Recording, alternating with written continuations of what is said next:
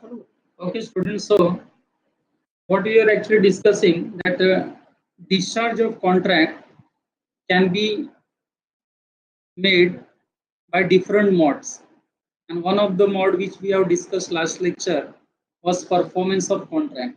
When both the parties to a contract perform their respective obligations, okay, we say that the consideration is executed from the both the parties angle, and there is a performance of contract which results into contractual, आप बोल सकते हैं कि end of contractual relationship between parties. Okay, फिर मैंने बताया था performance दो प्रकार के थे, कुछ याद है तो जरा टाइप करो, what was the two types of performance first last lecture I have discussed. One was, if you can recall it, we have discussed actual and attempted performance. Very good. Actual and attempted performance. Okay, we have discussed some examples also on that. मैंने कहा था कि बच्चों next unit note सामने रहेगा तो हम थोड़ा रीडिंग करके भी समझेंगे। फिर बच्चों मैंने आपको फिर एंड में, लेक्चर के एंड में सक्सेशन एंड असाइनमेंट का डिफरेंस भी बता दिया था। Okay, then we discussed that when the contract is based on personal consideration, personal skill and diligence, then the promise will be performed. Yeah, promise can be fulfilled only by the promiser and not any other person. But when the contract is not based on personal consideration, then promise can be fulfilled by promiser also, or his legal representatives, legal heirs, agents, or any third party on behalf of promiser. So such things we have already discussed. Now what unit number 4? बच्चों note सामने है ना, दिख रहा है क्या सबको? पर जरा रिस्पांस दो। नोट्स दिख रहा है सबको? हाँ, तो बच्चों performance of contract, okay, learning outcomes क्या हैं, तो आपको टोटल 4 पॉइंट्स इसमें कवर करने हैं। ओके, फर्स्ट ऑफ ऑल वही मैंने जो आपको बताया, ऑब्लिगेशन अंडर कॉन्ट्रैक्ट, कौन प्रॉमिस फुलफिल करेगा? तो आंसर है प्रॉमिसर और इस legal representative, agent, third party and so on. Already we have discussed, so let us start one by one discussion. बच्चों अगर हम ओवरऑल व्यू ले टॉपिक का, तो performance of contract, the first point what we are going to discuss is by whom. Performance of contract कौन पूरा करेगा? Of course जिसने प्रॉमिस दी है वो पूरा करेगा। Okay, liability of joint promisor and promisee, इसके लिए हमें देखना पड़ेगा what do you mean by joint promisor and promisee, time and place of performance of promise and so on. आगे एक एक हम पॉइंट डिस्कस करते जाएंगे। तो बच्चों the first point which we are going to discuss is obligation of parties to a contracts. Let us start this discussion. Obligation of parties to contracts. बच्चों before I start the discussion एक बार और ध्यान से सुनो। जैसे कि अगर मैं कहूँ बायर एंड सेलर का एग्जांपल लेता हूँ, सेलर ने गुड सेल करने का प्रॉमिस किया है एंड बायर ने पेमेंट करने का प्रॉमिस किया है। If I ask you who are the parties to a contract, तो आपका पहला आंसर क्या होगा? बच्चों बाइंग एंड सेलिंग के केस में ये जो कॉन्ट्रैक्ट ऑफ सेल होता है ना, कॉन्ट्रैक्ट ऑफ सेल, उसमें if I ask you the question, बहुत ही सिंपल रखो, who are the parties to a contract, तो what you are going to type in a contract of sale, who are the parties to a contract? Who are parties to a contract? Very good, buyer and seller. बहुत ही simple है। Now next question what I am going to ask कि what are the obligations of the parties to a contract? Buyer seller की obligation क्या है? What is obligation? Responsibility. Obligation क्या है, seller की ऑब्लिगेशन क्या है under contract of sale? To supply the goods on time as per the order given by the buyer. Am I right? And what is the obligation of the buyer? What is the obligation of the buyer? Niyati, you are right to sell the goods, बरोबर? And obligation of the buyer is to make the payment.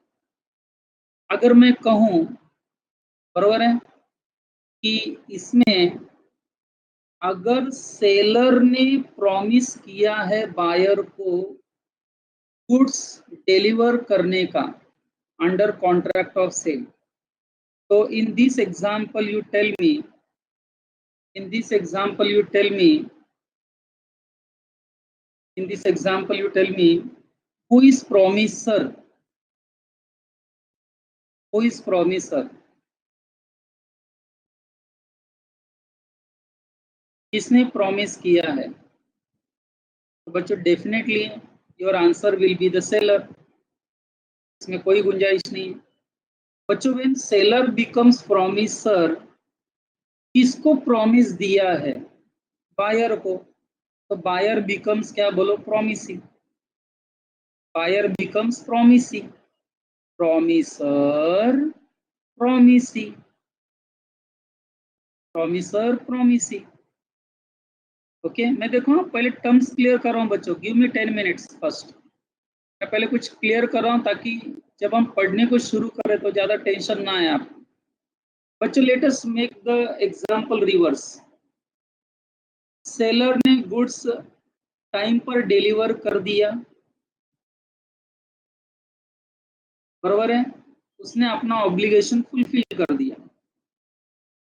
अब goods की delivery मिलने के बाद now buyer is giving promise to the seller to make the payment after 2 months.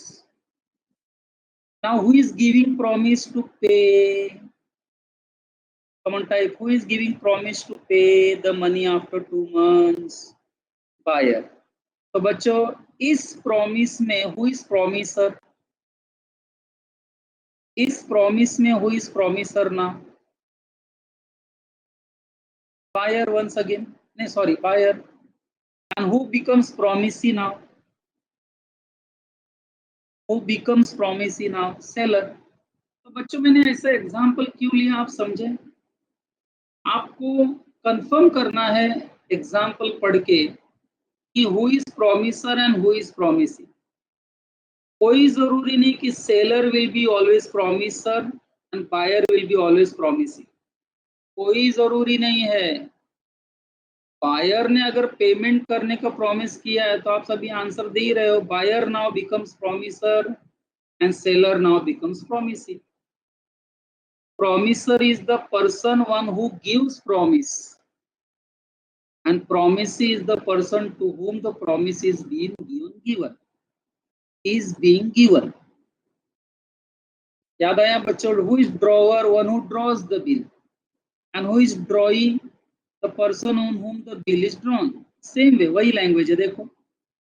Person who gives promise is promiser, and person to whom the promise is being given is promising. Okay, so let us start. अब बच्चों कौन promise fulfil करेगा?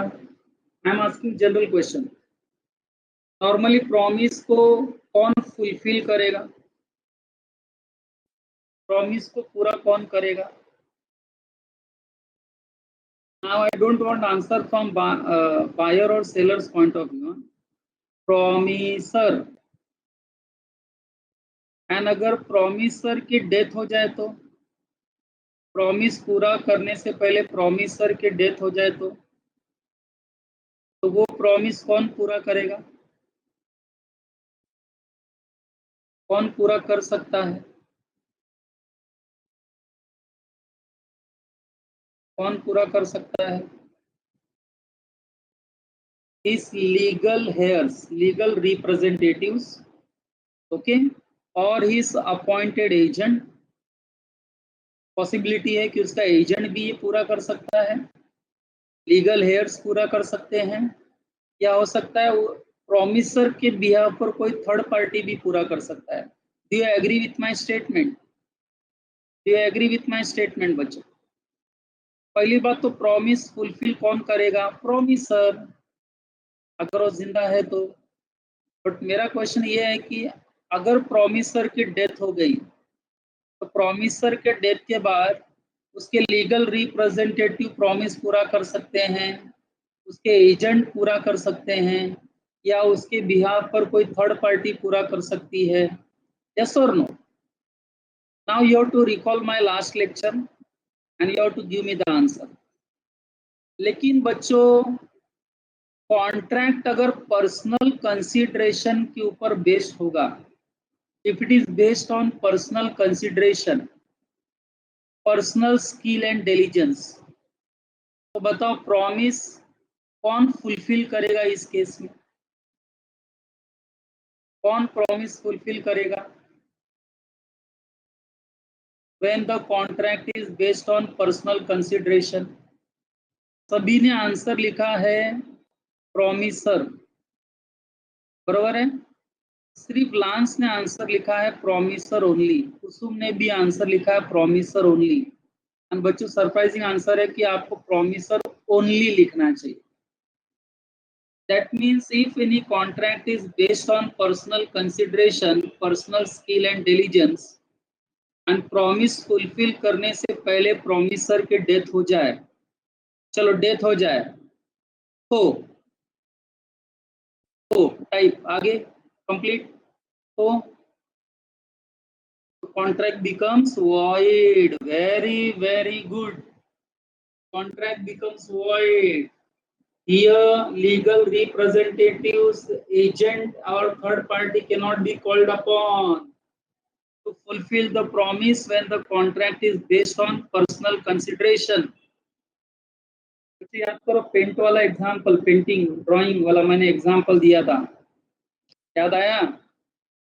तो बच्चों, मैंने तो 10-15 minute पहले तो आपका रिवीजन कराने में खत्म कर दिया।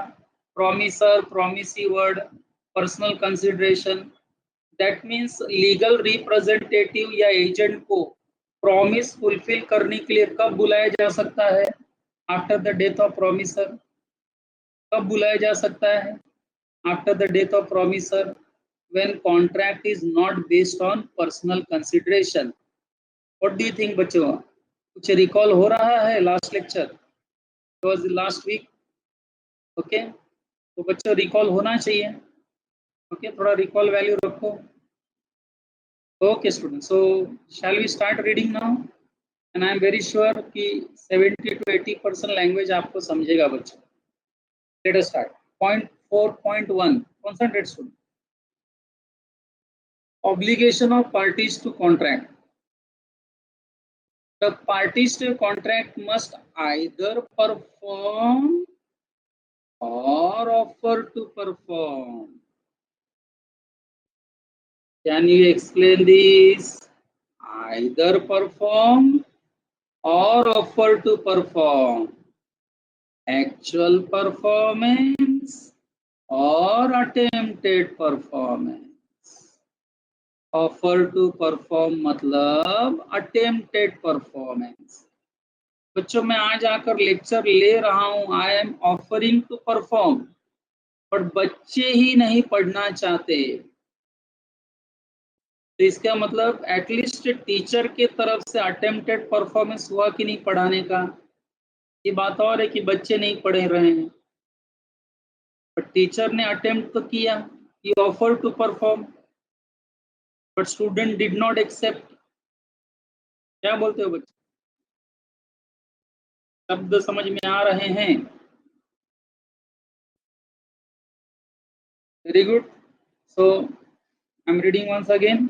The parties to a contract must either perform, इसको हम कहते हैं actual performance, or offer to perform attempted performance their respective promises unless such performance is dispensed with or excused under provision of Contract Act or any other law.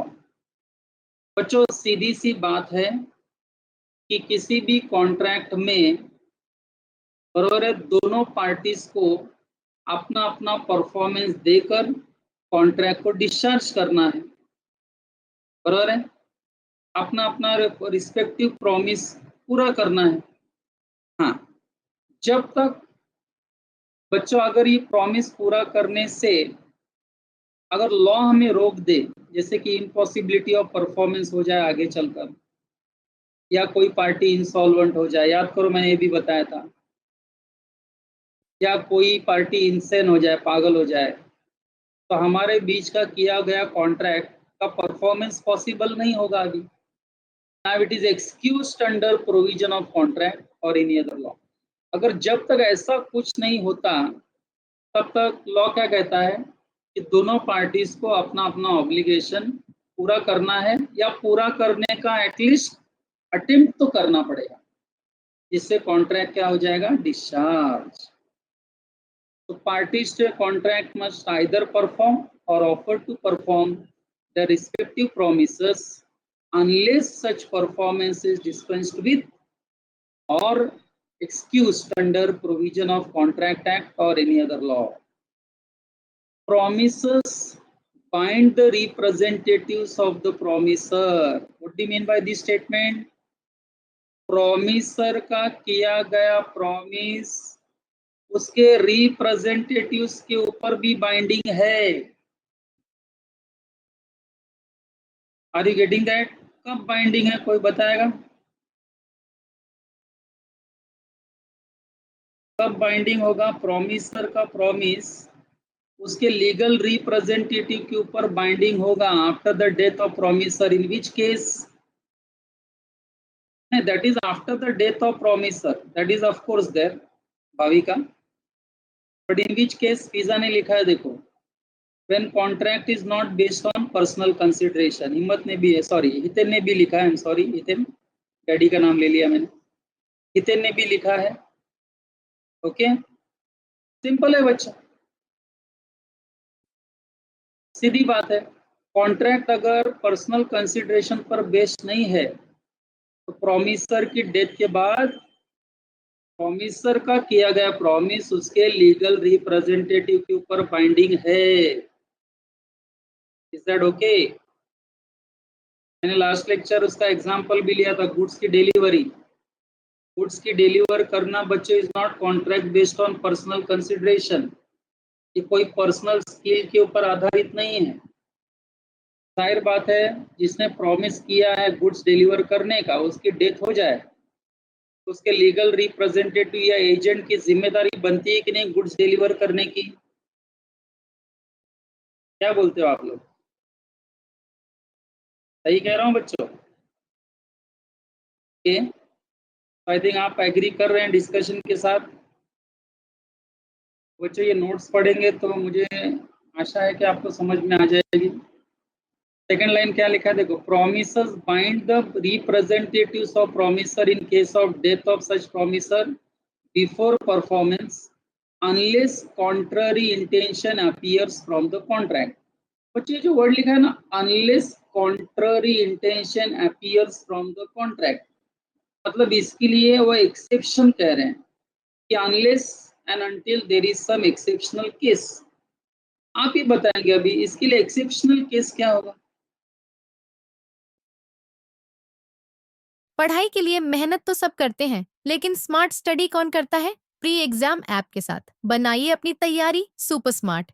Pre exam app देता है wide range के exams की तैयारी, जैसे JEE, NEET, CAT, CA foundation, CS CSEET, banking, railway, SSC, MBA entrance, SYJC, com, TYB com और भी बहुत कुछ। Chapter wise tests and mock tests, detailed performance analysis, और अब तैयारी होगी एकदम परफेक्ट। कहीं भी कभी भी पढ़ाई करें, और एक विशाल क्वेश्चन बैंक आपकी तैयारी को बनाए आसान। इंस्टेंट इवैल्यूएशन से तुरंत जानिए अपनी परफॉर्मेंस और पाएं पर्सनलाइज्ड फीडबैक। तो अब देरी किस बात की? प्री एग्जाम ऐप डाउनलोड करें और अपने नाम से रजिस्टर्ड करें, और एक विशाल क्वेश्चन बैंक बिल्कुल फ्री, और अपनी सफलता की कहानी लिखें। लिंक डिस्क्रिप्शन में है। प्री एग्जाम ऐप, स्मार्ट तैयारी का साथी। इसके लिए एक्सेप्शनल केस क्या होगा? प्रॉमिसर के किए गए प्रॉमिस रिप्रेजेंटेटिव्स के ऊपर कब बाइंडिंग नहीं होंगी, कब बाइंडिंग नहीं होगी? Again you have to type the same answer, but इस बार नॉट वर्ड निकालना पड़ेगा। When the contract is based on personal consideration, very good, type हो गया है बहुत लोग का आंसर। सीधी बात है, पर्सनल कंसिडरेशन वाले कॉन्ट्रैक्ट। एंड यही कारण है बच्चों, आपको आपको दो एग्जांपल्स दिए हैं देखो समझने के लिए।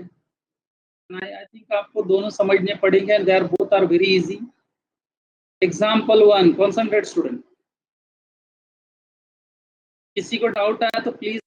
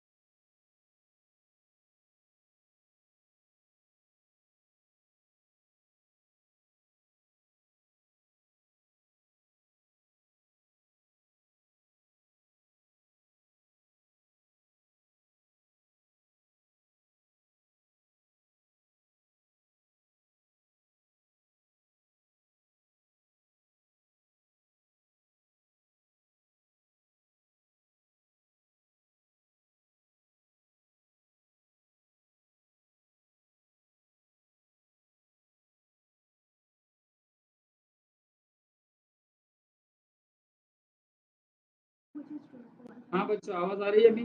Hello hello, okay okay.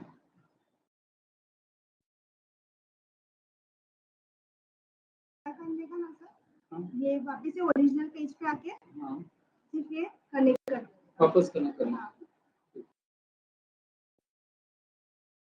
हो गया?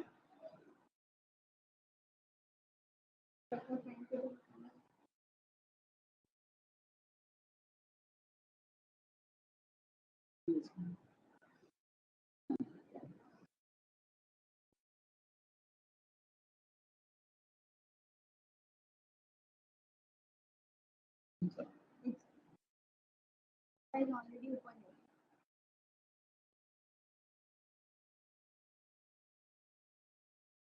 ये प्रेस करेंगे ना सर तो आपका जो ऐप ऊपर है वो दिख हाँ। रहा है। अभी माइक्रोस एडमिन ऊपर है ना, तो वापस आ जाएगा।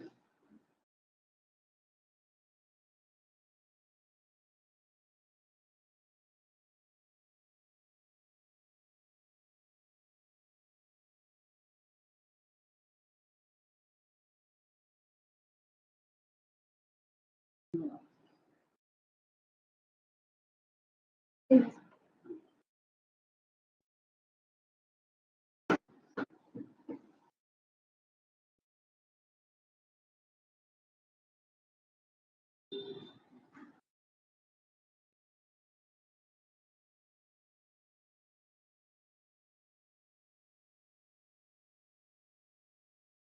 हेलो बच्चों, ये दिख रहा है क्या आपको? स्क्रीन स्क्रीन दिख रही है सबको? ठीक। हाँ बच्चों, तो हम एग्जाम्पल पढ़ रहे थे, देखो। A promises to deliver goods to B on certain day on a payment of rupees 1 lakh. बच्चों मैंने क्वेश्चन पूछा था, शायद वो आवाज चली गई। Who is promisor? टाइप करो जल्दी से, हु इज प्रोमिसर ये। तो जाहिर बात है बच्चे, ये प्रॉमिस किसको फुलफिल करना है? ए को फुलफिल करना है, सीधी बात है। यस और नो? Very simple example. लेकिन बच्चों हुआ क्या, देखो। A dies A dies before that day. जिस दिन गुड्स डिलीवर करना था उसके पहले ए की डेथ हो गई। तो आगे क्या लिखा है, देखो। एज रिप्रेजेंटेटिव्स, उसके जो लीगल हेयर्स थे या उसका कोई authorised agent, are bound to deliver the goods to B and B is bound to pay ₹1 lakh to as representative. इसका मतलब बच्चों, ये एग्जाम्पल से आपको क्या समझा? ए एंड बी के बीच में जो कॉन्ट्रैक्ट था, बेस्ड ऑन पर्सनल कंसिडरेशन और not based on personal consideration. ये ऑलमोस्ट मैं आपसे बाय हार्ट करवा रहा हूँ, देखो बच्चों, थोड़ा वक्त ले रहा हूँ लेकिन बाय हार्ट करवा रहा हूँ। Not based on personal consideration, है कि नहीं? एंड यही कारण था कि प्रॉमिसर की डेथ के बाद उनके legal representatives were bound to deliver the goods. And बच्चे, immediately if you concentrate on second example, the given second example. Very good, सभी का आंसर टाइप में देख रहा हूँ, सबका आंसर सही है। एग्जाम्पल 2 में ध्यान दो बच्चों, क्या लिखा है? A promises to paint picture for B by a certain day at a certain price. बच्चों, by a certain day at a certain price, इस एग्जाम्पल में हु इज प्रोमिसर? पढ़ के बताना आंसर। अगेन ए पेंटर है, one who is painting picture, and उसने B को promise किया है कि मैं सर्टेन डे सर्टेन प्राइस को आपसे आपका पिक्चर पेंट करूंगा। सीधी बात है, एकदम सिंपल सा कॉन्ट्रैक्ट है। लेकिन बच्चों हुआ क्या? पेंटर की डेथ हो गई, A dies before the date, the contract can not be enforced. Try to understand. Contract can not be enforced by A's representatives or by B because it involves use of personal skill. It is a contract of personal nature. तो बच्चों, ये contract का final result क्या इसको ए के representative कोई आके पूरा कर सकता है क्या? ए का लड़का आके बोलेगा क्या, मैं भी पेंटर हूँ, नया नया सीखा हूँ, चलो मैं ही पेंट कर देता हूँ, पैसा दे देना मुझे? No, not possible, because contract is based on personal skill diligence, it is based on personal consideration. तो बच्चों, मैं जो एक्सप्लेन करना चाह रहा हूँ, बराबर है, actual performance, attempted performance, contract based on personal consideration, not based on personal consideration.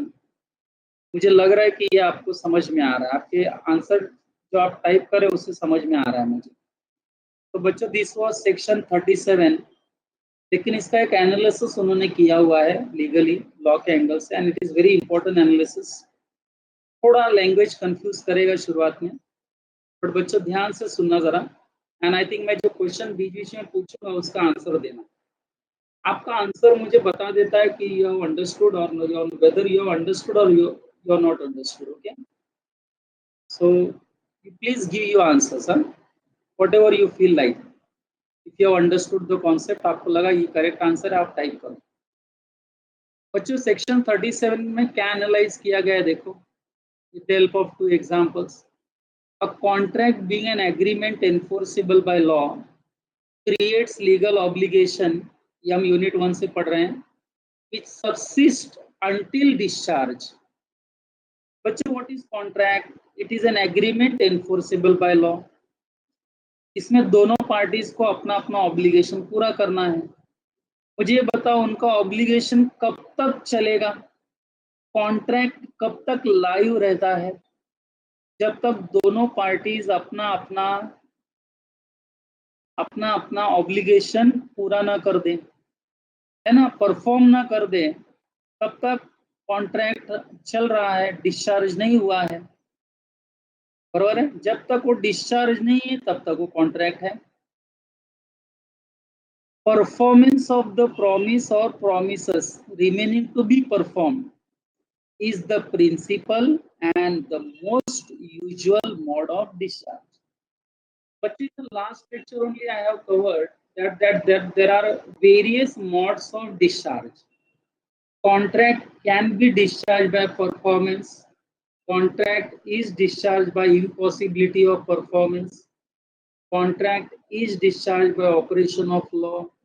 Contract is discharged by, बच्चों आप बोल सकते हो क्या बोलते हैं ना उसको, due to change in policy of government, and there are number of reasons for discharge of contract, but the main is performance of contract. या तो आप एक्चुअली परफॉर्म करके कॉन्ट्रैक्ट को डिस्चार्ज करो, या अटेम्प्टेड परफॉर्मेंस देके कॉन्ट्रैक्ट को discharge करो, लेकिन परफॉर्मेंस होना जरूरी है। Performance is must, either actual और अटेम्प्टेड। बच्चों second paragraph what it says, there is a basic rule. Actually the basic rule is that promiser must perform exactly what he has promised to perform. Very important line बच्चों। promiser को वही perform करना है जो उसने promise किया है performance देने का। सेलर ने बायर को प्रॉमिस किया कि मैं 15 मार्च को शाम को 4 बजे तक आपके ऑर्डर दिए हुए, एज पर योर ऑर्डर दिए हुए गुड्स में आपको डिलीवर कर दूंगा। तो बच्चों यहाँ सेलर ने जो प्रॉमिस किया है, जिस दिन जिस वक्त को, वक्त थोड़ा आगे पीछे हो सकता है, 4 का 5 भी बच सकता है, तो जो गुड्स ऑर्डर किया है बच्चों, आपको लगता नहीं सेलर को वही गुड्स ले जाके डिलीवर करना पड़ेगा ना? बीच में मैं एक क्वेश्चन पूछ रहा हूं, अगर सेलर ने प्रॉमिस किए हुए गुड्स को डिलीवर नहीं किया, जो उसने प्रॉमिस किया था ना पर्टिकुलर गुड्स डिलीवर करने का, उससे अलग गुड्स है, बायर ने जो ऑर्डर दिया था गुड्स, वो गुड्स ना होकर कोई और गुड्स सेलर अगर डिलीवर करता है, तो क्या हम बोलेंगे क्या उसने प्रॉमिस फुलफिल किया? That is my question to you. No. यहाँ पर बच्चों who has right to reject the goods, who has right to reject the delivery of the goods? The buyer has right to reject the delivery. The reason being the goods are not supplied as per the contract. That's all. बच्चों basic rule वही कहता है कि promiser को exactly वही performance देनी है जो उसने प्रॉमिस किया था परफॉर्मेंस देने का। उसके हटकर अगर वो कुछ परफॉर्मेंस देता है तो सामने वाली पार्टी को लीगल रेमेडी मिल जाएगा उसके खिलाफ, ओके, एंड सामने वाला हो सकता है कॉन्ट्रैक्ट को कैंसिल भी कर दे। बच्चों are you getting my arguments? तो this line, this basic rule is very very important point बच्चों। अगर मैंने आपको प्रॉमिस किया लॉ पढ़ाने का एंड मैं पढ़ा रहा हूँ अकाउंट्स आपको, तो कोई मतलब नहीं है ना बच्चों। आप इमीडिएटली लेक्चर बंद कर देंगे, बोलेंगे अरे ये लॉ पढ़ाने अकाउंट्स कहाँ पढ़ा रहे हैं। यानी प्रॉमिसर ने जो प्रॉमिस किया था एग्जैक्टली वो परफॉर्म नहीं कर रहा है। Are you getting this? Teacher आया पढ़ाने के लिए, मान बात सही है, बच्चे क्यों नहीं पढ़ रहे हैं? क्योंकि वो पढ़ा ही नहीं रहे जो उनको पढ़ाना है। यहाँ पे किसकी गलती है? टीचर की गलती है। ओके तो बच्चों नेक्स्ट टाइम क्या कहता है देखो, तो obligation to perform is absolute, बराबर है, कंप्लीट होना चाहिए, हाफ ए भी नहीं। बात को जरा समझिए, एक एक लाइन इंपॉर्टेंट है। ये जो आप ऑब्लिगेशन करते हो ना परफॉर्मेंस का, वो एब्सोल्यूट होना चाहिए, कंप्लीट होना चाहिए। मैंने कहा है, दोषी सर को प्रॉमिस किया है, प्रिंसिपल सर को, कि मैं पूरा लॉ पढ़ाऊंगा, एंड मैं उसमें से 40% लॉ पढ़ा के भाग जाता हूँ, तो क्या मैंने मेरा प्रॉमिस फुलफिल किया? क्या कंप्लीट नहीं किया ना प्रॉमिस? क्या सेलर बायर को बोलता है कि मैं ट्रक लाके खड़ा हूँ 10 किलोमीटर दूर, आके यहाँ सामान लेके जाओ, इसका मतलब वो अपना परफॉर्मेंस पूरी तरह से दे ही नहीं रहा है। तो यहाँ पर भी बायर को चांस मिल जाता है गुड्स को रिजेक्ट करने का, बिकॉज आप ऑब्लिगेशन परफॉर्मेंस तो दे रहे हो बट पूरा नहीं दे रहे हो ना, इट्स इनकम्प्लीट। अब incomplete performance is not actual performance, you can't say it is attempted performance also. अरे पूरा तो करो, हमारा कॉन्ट्रैक्ट क्या था, आप गोडाउन तक सामान लाके देंगे, अब 10 किलोमीटर दूर खड़े हो कह रहे हो आके यहाँ से लेके जाओ गुड्स, तो ऐसा चलेगा क्या? बच्चों मैं कुछ कह रहा हूँ, ये सब हमको डिस्कशन है ना, सेल ऑफ गुड्स एक्ट में भी काम आएगा बहुत सारा। Okay, so try to get this point. First, it may be noted that it is necessary for the party who wants to enforce the promise made to him to perform his promise for himself or offer to perform his promise. Only after that he can ask the other party to carry out his promise. Very important line again.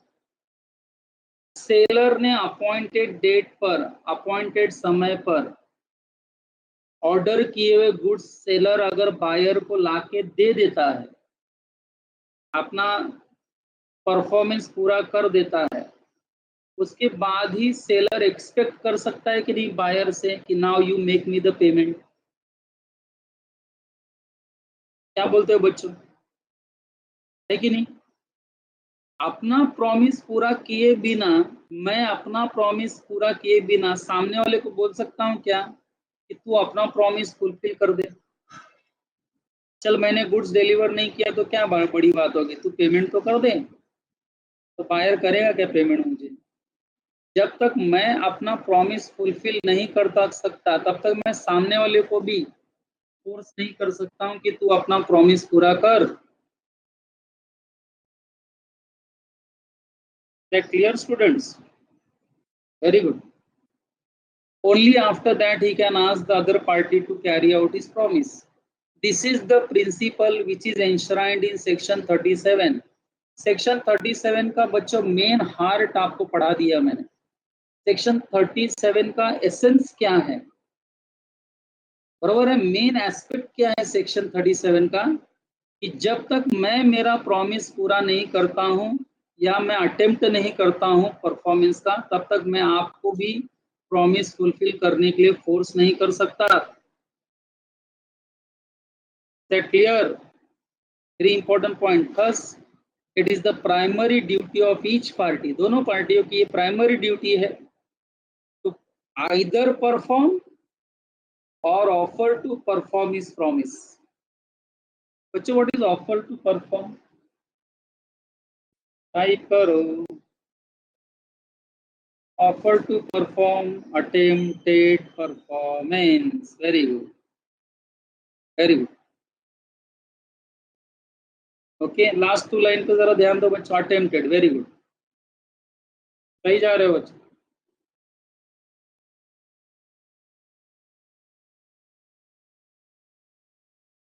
Okay, अब बच्चों last two line पे जरा ध्यान दो। He is absolved from such responsibility only when under the provision of law or an act of the other party to the contract the performance can be dispensed with or excused. बच्चों when I use the word he is absolved मतलब promiser is free from responsibility of performing his promise only when provision of law or act, okay, कोई भी act का कोई law या provision ये करने से मना कर दे, और it is excused bye operation of law, बराबर है? जैसे कि बच्चों मैं आपको एक एग्जांपल बताता हूँ, देखो ध्यान से सुनो बच्चों। I promise to supply wheat, wheat मतलब गेहूं, गेहूं समझते हैं ना, गेहूं, wheat. 100 kg wheat by 30th April. मैंने आपसे 2 महीने पहले कॉन्ट्रैक्ट किया फरवरी में कि मैं 30 अप्रैल को आपको 100 kg वीट सप्लाई करूंगा। दैट मीन्स बच्चों में प्रॉमिसर हुआ कि नहीं, because I have promise to deliver the goods, only after that you will make me payment, yes और नो। तो बच्चे इस कॉन्ट्रैक्ट में कुछ गलत लगा क्या आपको? कॉन्ट्रैक्ट में गलत लगा क्या? नहीं, it's very clear cut valid contract, जहां गिरीश ने सामने वाले को प्रॉमिस किया है to deliver 100 kg of wheat by 30th April. Very simple contract. But बच्चों हुआ क्या, 31 मार्च को, यानी 30th अप्रैल आने से पहले, एक महीने पहले 31 मार्च को इंडियन गवर्नमेंट ने प्राइवेट सेलिंग जो होती है ना वीट की, इसको बैंड कर दिया कि प्राइवेट सेलिंग इज बैंड।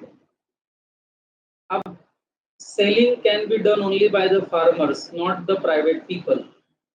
उन्होंने कहा कि वीट अभी प्राइवेट लोगों के बीच में जब डीलिंग होगा तो बैंड हो जाएगा।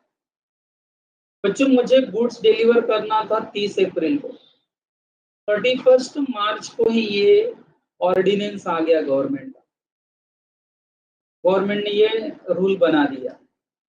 अब बताओ 30 अप्रैल को मेरा परफॉर्मेंस पॉसिबल है क्या?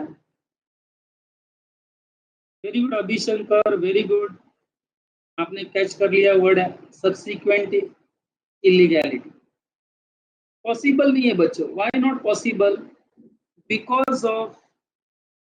बिकॉज पॉलिसी चेंज हो गई गवर्नमेंट की, and therefore now I am now absolved from the responsibility of supplying wheat. मेरी जो रिस्पॉन्सिबिलिटी थी 30 अप्रैल को आपको वीट देने की, उस रिस्पॉन्सिबिलिटी से मैं फ्री हो गया, बरोबर है? ऐसा जब केस होंगे तभी बच्चों promisor is absolved from such responsibility, otherwise बच्चों अगर ऐसे कुछ केसेस नहीं होते हैं तो जिस डेट को बोला है उस डेट को प्रॉमिसर ने अपना प्रॉमिस फुलफिल करना ही पड़ेगा।